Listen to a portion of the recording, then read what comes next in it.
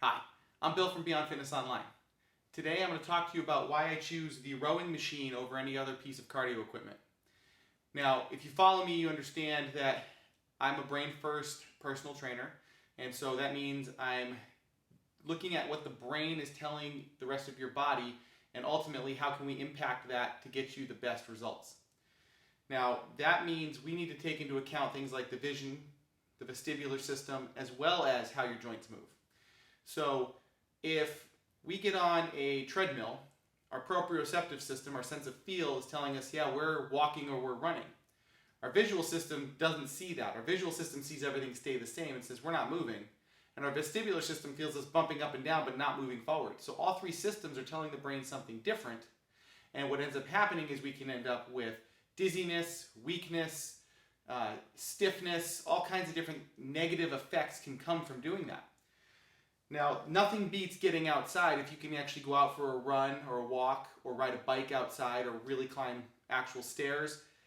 All of that is better than the machines, including actually rowing in the water. But with this, we're actually moving forwards and backwards. We're actually pulling, we're moving with our vestibular system. So all three areas are sending a more similar signal to the brain to tell us what's going on. So I want to give you a quick demo on how to do this for a beginner. And then you can dive into more details in other videos, or if you have questions, you can always leave them in the comments below.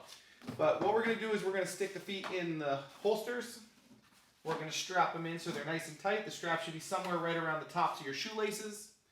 We're going to grip this with an overhand grip, and we're just going to break this into 4 parts. We're going to extend the legs. We're going to pull this into the belly button. Then we're going to let the arms out and bend the legs. So it's 1, 2, 3, 4. Now, as we're doing this, what we want to pay attention to is what's our spine doing. So you don't want to get into this kind of posture, okay? Keep a good posture, and then we just hinge at the hip as we go through that motion. So it's 1, 2, 3, 4.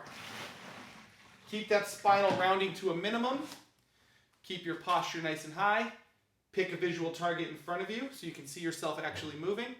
And then you can push yourself as hard or as light as you want to on this to get the desired cardiovascular exercise. So I'm Bill. If you have any other questions, please leave them in the comments below. And until next time, live healthy.